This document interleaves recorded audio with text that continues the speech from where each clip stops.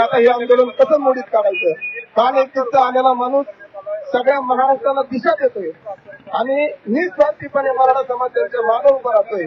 तो लाखाच्या नाही तर कोटीच्या संख्येने येतोय. मग आपलं उद्याचं काय. आणि हे आज त्यांच्या सरकारच्या गावाला लागलेले जे आहेत महाराज लोक, या महाराजांमुळं अहमदनगर कलंकित तर झालंच झालं, पण मराठा समाजाच्या तोंडात आलेला जो घास होता, जो आपल्या देश पारित होणार होता, सगळे सोयऱ्यांचे जे शब्द पाटलांनी त्यांना दिलते ते त्यांनी मान्य बी केले वाशीच्या सभेत. आणि त्या सभेत ज्या वेळेस मान्य झालं, आपण गुलाल एवढ्या प्रमाणात घेतला नव्हता, पण आनंद झाला की माझी पुढची भविष्यातली पिढी सुरक्षित होईल, त्यांना शासकीय नोकऱ्या भेटतील, शिक्षणात कमी पैसे लागतील, या भावनेने आम्ही एकदम आनंदी होतो. पण आज सरकारने ज्यावेळेस विशेष अधिवेशन 1 दिवसाचं बोलून त्यामध्ये चारही शब्दाचा उल्लेख न करता फक्त आणि फक्त मराठा समाज मागच केला आहे असं बोलून तोंडाला पाणी पुसायचा प्रयत्न केला आणि 10% आरक्षण एका दिवसात दिलं.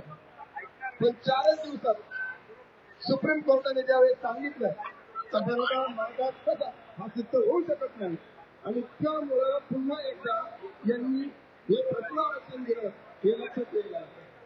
आणि आज पुन्हा एकदा आम्हाला मराठा समाजाला रस्त्यावर उतरायची वेळ आली. त्याला कारणीभूत हे महाराज असतील, नगरचे खंडापूर असतील आणि हे तिन्ही पण नेते असतील, तिन्ही पक्षाचे. यांना मराठा समाज हा कसल्याही परिस्थितीत सुधारलेला पुढारलेला पाहू शकत नाही.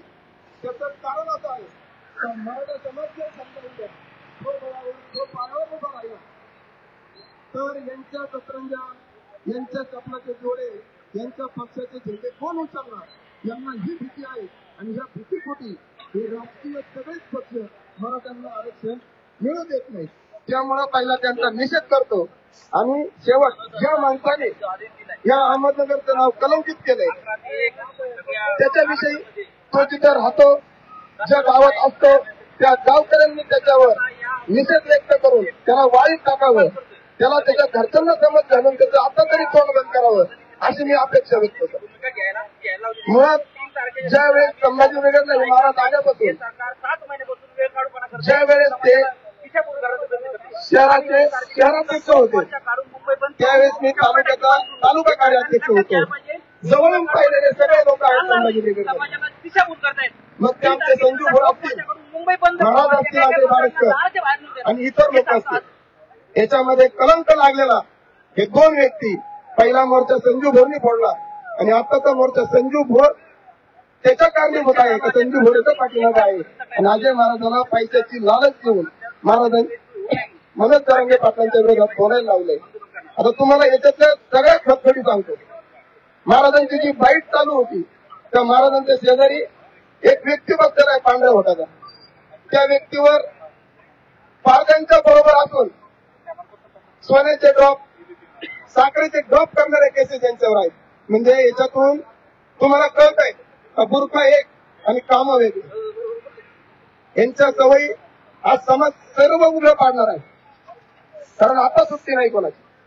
आम्ही नुकसान कोणाचं करणार नाही, पण जो व्यक्ती समाजाच्या आड येतोय त्याला बी आडवं केल्याशिवाय हा समाज शांत बसणार.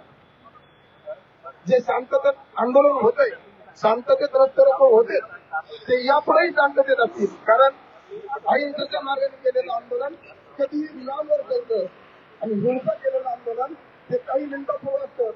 उद्रेक मोठा दिसतो असं वाटतं याच्यातून खूप काही चांगलं होईल, पण कधीच कोणाचं चांगलं होत नाही हे आम्ही समजून घेतलं 2016 पासून. म्हणून आम्ही सगळे आंदोलन शांततेच्या मार्गाने आणि नगर पंचायत इच्छाच आहे कुठंही गालबोट लागलेलं नाही 2016 पासून ते आजच्या आंदोलनात या कुठेही गालबोट लागणार नाही याचा प्रयत्न मराठा समाज प्रत्येक ठिकाणी घेणार आहे. आणि सगळ्यात विशेष म्हणजे अजय महाराज बारसकरनी आजही समाजाची मनोज पाटील जरांगेंची माफी मागावं व केलेली चूक कबूल करून आता तरी शांत व्हावं. समाज एक वेळेस माफ करेल. तुकाराम महाराजांची एक ओवी आठवती, गुन्हा दोषासहित स्वीकारावा. हे गुन्हा दोषासहित स्वीकारले मनोज जरांगे पाटलांनी. आम्ही वेळोवेळी त्यांना सांगितलं होतं की 175 जणांमधले समन्वयकामध्ये एक समन्वयक घेऊ नका, हे भविष्यात आपलं आंदोलन फोडायचा प्रयत्न करणार. दादा म्हटले तुकाराम महाराजांनी आपल्याला सांगितलेलं आहे का गुन्हा दोषासहित स्वीकारायचे, म्हणून आपण यांना स्वीकारतोय. असं वाटलं होतं की हे गद्दारी करणार नाही एवढं झाल्यावर. त्यावेळेसच आम्ही आंतरवलीच्या सभेत बोललो होतो का ज्यांनी वर्षा बंगल्यावरून पाप पोटात घेतलंय ते पाप त्यांनी मुंबईतच टाकावं आणि मग मराठा मोर्चात सामील व्हावं. असं वाटलं होतं सगळ्यांनी. ते ऐकून पाप वर्षा बंगल्यातच टाकलं असेल आणि मोर्चात सहभागी झाले असतील. पण हे मोर्चात सहभागी झाले नाही. यांना फक्त मोर्चा फोडायचा होता म्हणून हे 4 महिन्यापासून आलो. तर त्याचा अर्थ त्यांनीच सांगितला की 4 महिन्यापासून सगळं रेकॉर्डिंग माझ्याकडे आहे, सगळे फोटोग्राफी माझ्याकडे आहे. यांना 4 महिन्यापासून ते जपून ठेवण्याची गरज काय होती बांधव?